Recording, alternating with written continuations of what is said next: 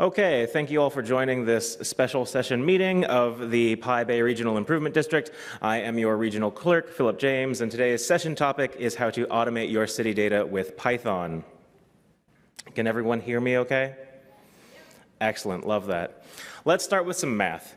If you are living in the United States, especially in California, you are likely to have controlling aspects of your life you may or may not be aware of, a city council and a county board of supervisors. Those groups are going to meet about 2 times a month.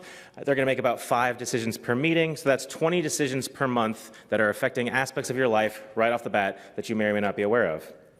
Those decisions are going to include things like tax rates, rent control, housing policy, police spending, fire department spending, library spending, public health policy, and there's probably many that I'm missing. However, most of these organizations also have at least 3 committees, but we're going to reduce down to 3 just to make the math easy. That's now 50 decisions per month, and now we're getting even bigger into things like parks, education policy, transportation. However, we still aren't done because it's probably closer to 10 committees across both your city council and your county board of supervisors and your school board. We're now up to 120 decisions per month, and now we're including things like public art, civil rights, voting rights, historical preservation, city pensions, traffic patterns, and street naming.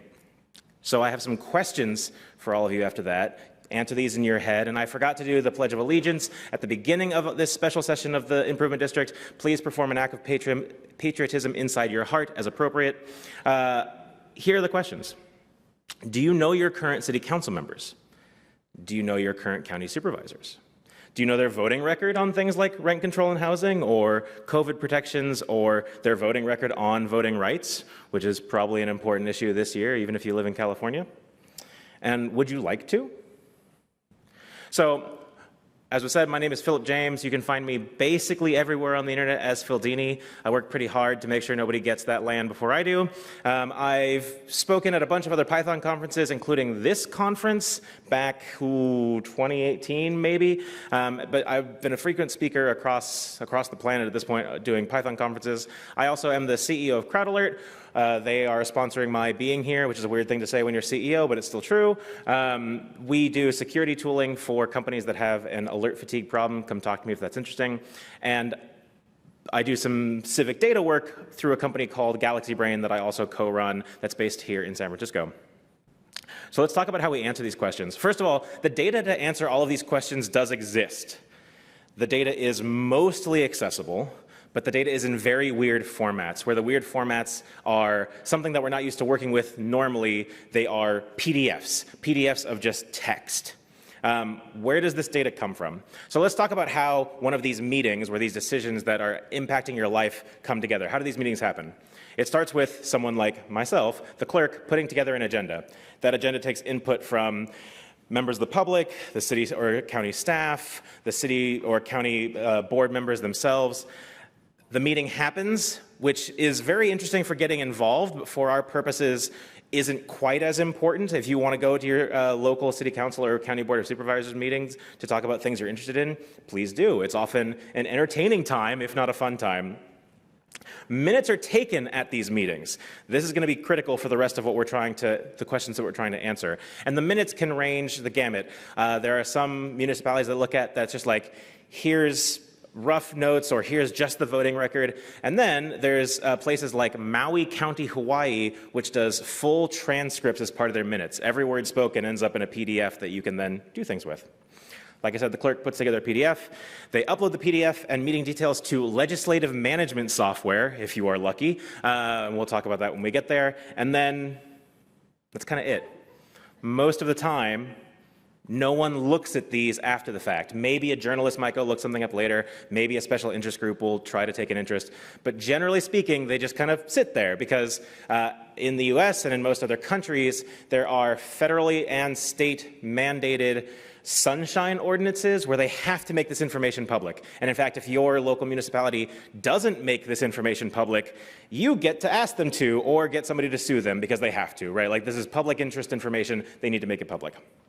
Speaking of suing them, let's talk about legality real quick. I'm not a lawyer. If you try to say, oh, Philip said to do this thing and therefore I'm covered, no, that's on you. However, the data that we're talking about is de facto public data, right? It is your local governments speaking into the public record. There are lots of lawyers who would probably happily defend you if somebody tried to come after you for using public data. Still check the TOS. We're going to be talking about software, which again, the data should be public. The data is hosted on software that has its own terms of service. Your mileage may vary. When in doubt, email the civic body. The fun thing about most city workers and county workers in general, if you are taking a polite interest, oftentimes they will happily talk to you for a long time about their special interest in the city, and sometimes that means getting you better information.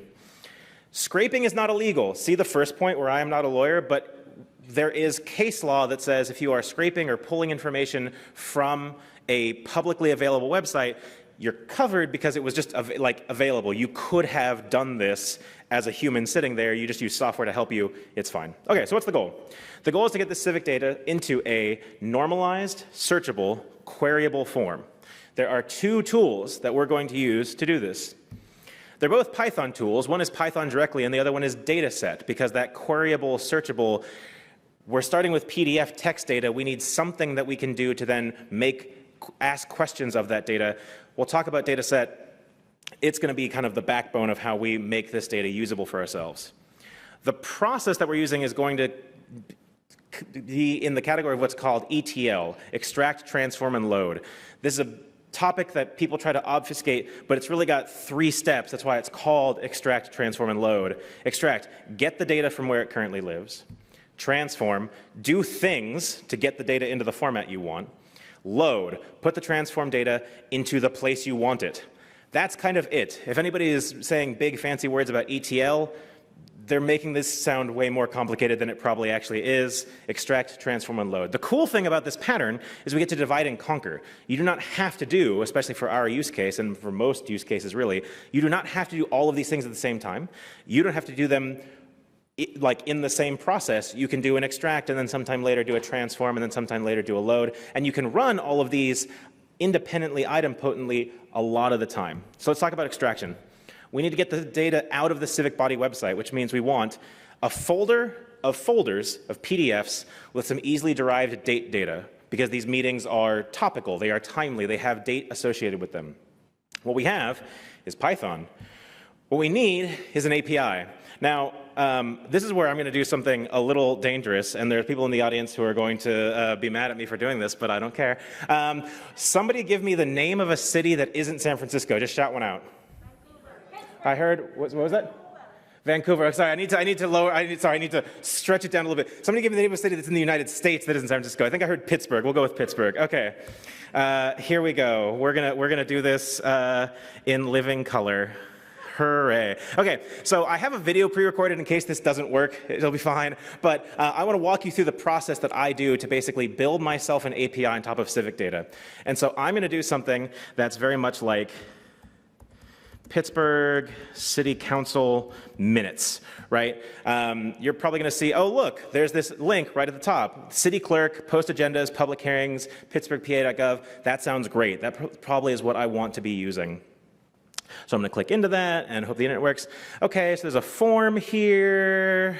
The form doesn't look super useful. This is for public comment, special meetings, post agendas, meetings, agendas, hearings. Let's see, where do I want to be looking? Maybe it's farther down. No, that's fascinating. And so this is where, am I looking at the right Pittsburgh? I'm pretty sure I'm looking at the right Pittsburgh. This is where I would start looking at okay, City Hall, boards, commissions, council meetings and agendas. That seems useful and plausible. Am I already on that page? That would be sad. I'm already on that page. Fascinating. All right, so this is where we look for. There's a detail schedule, post agendas. If somebody sees something that says minutes, feel free to shout at me. City council meetings and agendas. Detail schedule?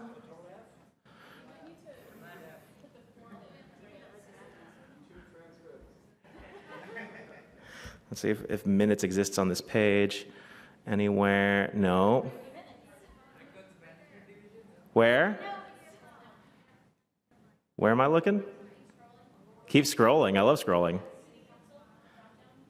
City Council drop down. Oh, that's tempting. Oh, that's all the, okay, meetings and agendas, standing committees, City Council home. I'm going to try City Council home because we're on the meetings and agendas page. So I would hope that, man, they've really made this fun and interesting. I'll say that much. Neighborhoods and wards, meeting schedule maybe. This is tempting. Nope, we're in the same bat time, same bat channel.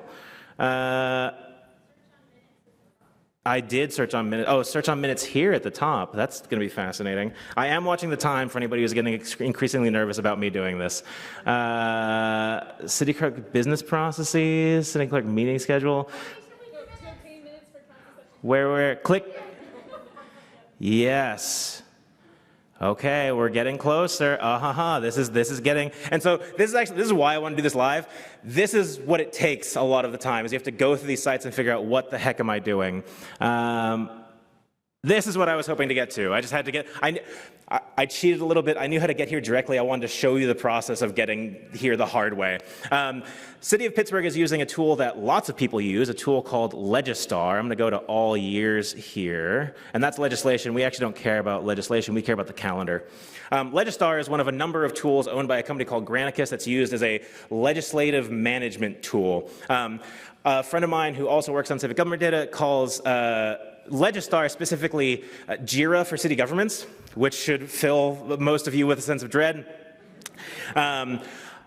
Pittsburgh, let's see if I can make this any bigger. So you can see that it's got things that look interesting to our interests, specifically this minutes link here. If I click on a minutes link, okay, it's downloading, it's opening some minutes, and this is pretty good. We're getting like, okay, what was the legislative item needed? How did people vote? The best thing is when we can get, let's see if we can scroll down a little bit. Often we can get who speaks on what issue, but even just getting voting records is super useful for for answering those questions we had at the beginning about, okay, how do we know what's going on inside our city government? And so now, this is where, if I were doing this from scratch, which I'm not, I would do an inspect, and I would come look at this network tab in the Firefox Dev Tools, which again, I will try to make this bigger, which I believe I can do, so you all can see that. And I'd refresh the page again to try to see, like, okay, where is this data being pulled from? Now, unfortunately, I'm seeing that it's not loading any XHR requests when I load this page, which is a bit of a bummer, because that means it's not accessing an API of its own. But this is where I'm going to cheat again, because I have done this a whole bunch and know that Legistar has a web API, if I can spell, which is always an interesting. Yep. And we're going to just pretend that we are here and not looking at Long Beach, but looking at, and specifically we need, what was the subdomain? It's just Pittsburgh with an H. And there's going to be some people in this room who think the H is extremely important, and they are, of course, correct. And we replace this with Pittsburgh. Okay, cool. This is now an API. We can do something with this, right? Like now that we have this list of all the possible meetings that we want to look at, we can start pulling information about those meetings. And so this is where I'm going to go play the slides again. Hopefully that comes up. Great. We want an API. Here was the video where I recorded doing a bunch of that, but we don't want a video. We wanted to see it live. Wasn't it cool to see it live? Excellent. Yeah, great. So now we have effectively an API. Ta-da. So extract, here's some pseudocode for what we're trying to do here, because what we want to end up with is a folder of PDFs that we can then do more interesting things with. So for body and bodies, for year and years, we're going to get the meeting list, we're going to get matching documents, and we're going to use a fun little trick that I love to do in Unix systems, but it really in files in general, which is using the path as metadata, right? Like, you do not need to try to shove metadata into the actual file. The path is itself metadata. So here, body is effectively like, what's the meeting? Is it the city council or the planning commission or the board of education? And then I'm saving the date as the file name, so that way it's all contained in the path, and I can use that when I'm trying to populate the database later. And it ends up looking something like this. This is from where I live, my hometown of Alameda. And you would be surprised, if you do this for your hometown, how many boards and commissions might be available for whatever municipality you're looking at. Like, there's a ton here that I've been involved in local government, and I didn't know half of these existed. So what we need to do next is turn those PDFs into DB insertable text. We need a folder of folders of text files with some easily derived data. Now, that might sound, what we have is Python, and we don't have is a tool for turning PDFs into text. Now, you'll notice that I'm saying a lot folder of folders. I'm going to go into more detail about this later, but what we're trying to make sure that we can do at every step is recover from any failures, right? We're doing big, like text processing, scraping things off of PDFs. We want to make sure that we are always recoverable and not reliant on the system working perfectly every time, because it's not going to. I just predicted myself. Separation of concerns. We want to be recoverable and usable at every step. So we do not destroy the PDFs. We turn the PDFs into text, and we have those separate so that we can reuse them and not worry about like having to refetch every time. What we're going to do for transform is use a package called fits. It's called fits. It's actually PyMu PDF under the hood. What that gets us is images of each page of the PDF, and then we're going to use Tesseract by Google to make text files, not textiles, wow, text files out of every image that we have pulled. Why do we do this? Or like, why does this work? Because it's mostly well-formatted data. Like, we're not handwriting, it's printed data, but it just so happens that the easiest way to pull it is to take images of the PDF instead of trying to do PDF parsing. Out of curiosity, who's actually tried to parse the XML of a PDF, even using Python packages before? Yeah, was that a fun experience for anyone in this room? Yeah, yeah, okay, fine, it was for you. It turns out that for getting usable text quickly, it actually is faster and easier to take an image of it and OCR the page, because OCR software is pretty good these days. So we're going to, 4 body and bodies, 4 document meetings, fits.open, export a PNG. Again, this is extremely simplified.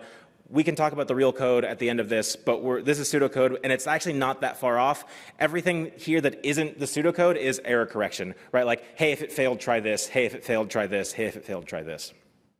Pause for a minute here so people can kind of grok. It's very simple. I'm making images of each page of each PDF, and then making text files out of each image. Cool. Side note, isn't this slow compared to what? You're not doing this in real time as somebody's making a web request. In fact, this is one of the things we'll talk about with dataset. This is a zero-write application if we're thinking about this as an application, because everything happens in background processing, and the use case is somebody using it only in a read capacity. It's not a real-time application, and we can use Sentinel values to track like how far down the list we've done. In fact, again, dumb file system tricks. If you copy processed files from one directory to another directory, you know exactly how many files you've processed and which ones you still need to do. Cool. We now have everything that we need to create that searchable, queryable database, so let's do that. We need a database of all of our civic meeting data. We have Python and we have dataset. This is the load portion. Dataset is great. Who's used dataset before? I'm just always curious. Okay. I wish that number were higher, and I don't work on Dataset. I don't work on Dataset. I'm not being paid by Dataset. I just think it's great. It's very good software at what it does. Effectively, it turns SQLite databases into web applications with no additional code, and then you can put them basically anywhere on the internet, and they just work. Because they're using SQLite, you never have to. There's no running database process. It's just the SQLite file.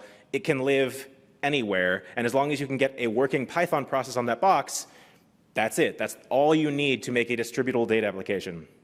It has a rich plugin ecosystem, and it's got built-in APIs. We'll show this if I have time to do another very cheeky live demo. Basically, any query in SQLite becomes an API just by appending .json to the end of it. Pretty straightforward. So here's what loading looks like. We are going to start or create a database using SQLite utils, which is also published by Simon Willison, the creator of the dataset package.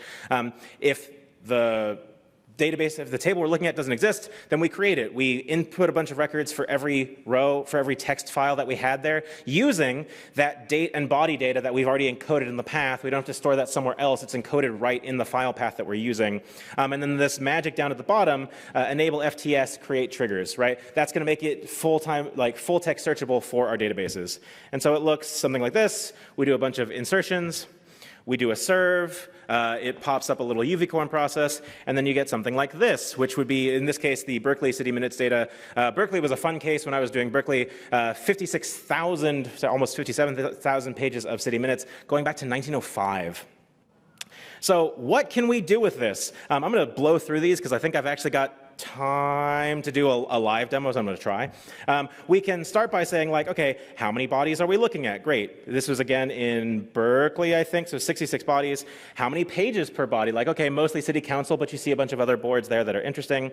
But I said we can search, and we can search. This is one of my favorite ones of all time. This is from Berkeley. This is searching for Germany. I'm going to see if I can read this. Let our intelligentsia quit quibbling as to whether ours is a democratic or Republican form of government. Academic debate on such matters may be justified in a period of international tranquility, but not when the world is in flames. This is Berkeley arguing to censure the country of Germany in World War II. That's kind of cool.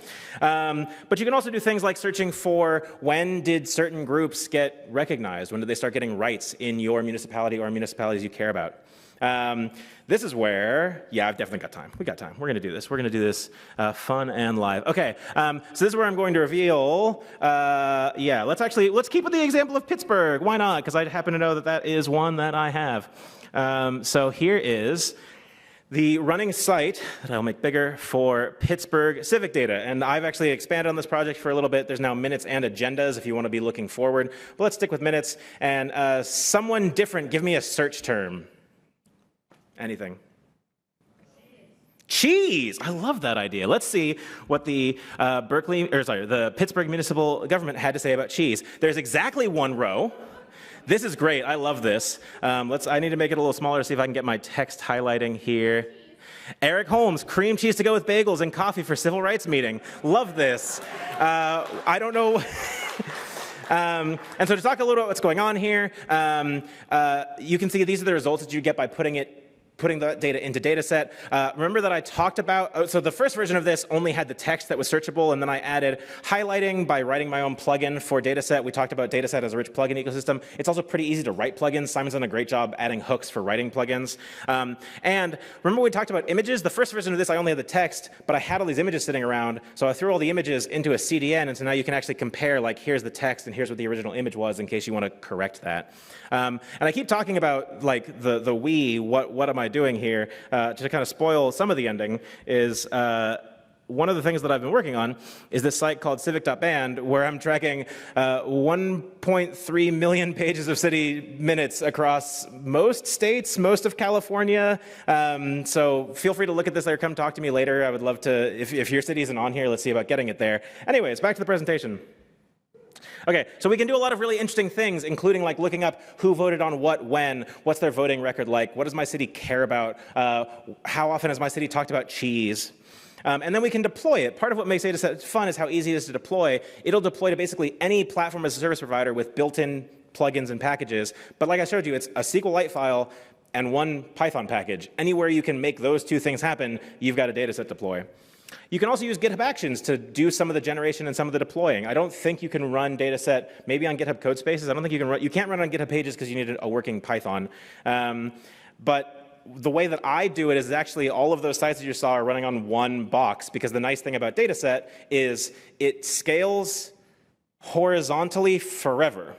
Right? Think about what's actually happening under the hood here. It's a Python process that has no shared state, right? Because it's reading a read-only SQLite database that you can copy as many times as you want. You don't, like, there's no syncing. There's one writer to the system, and it's whoever's generating the database, me, and I just upload a new version whenever there's a new version to have. So where to go from here?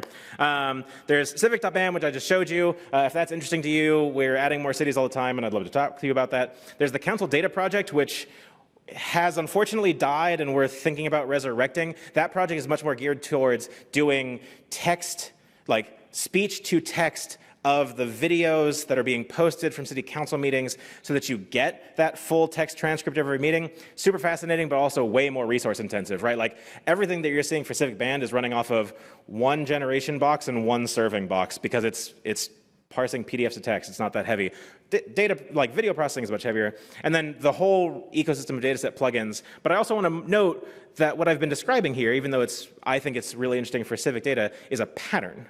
You can use this pattern for any collection of documents you have, where you take a collection of PDFs or other documents, you get the text out of them, and then you put them into a searchable database. You probably have, in your life or your company, a large collection of flat documents somewhere that you might enjoy being able to search or query against or do interesting text and data transforms with the full power of SQL. And with that, thank you so much for coming. Session adjourned.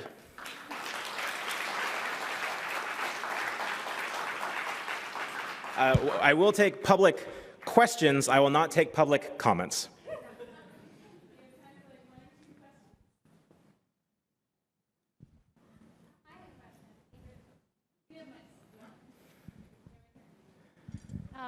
A lot of civic data projects come and go. It's just tragic. Can you talk about what it would take to maintain Civic Band a little bit? Yeah. What it costs to maintain Civic Band is $30 a month in my garage. I mean, this is why I'm doing this in this way, is because it is extremely not resource intensive, right? Like, when I say all of the generation of all of the databases, I mean, I have a Mac Mini running in my house with some cron jobs that updates on a cadence, because that's all it takes, right? We're just talking about translating PDFs into text and putting it in a database. The database files are not that big.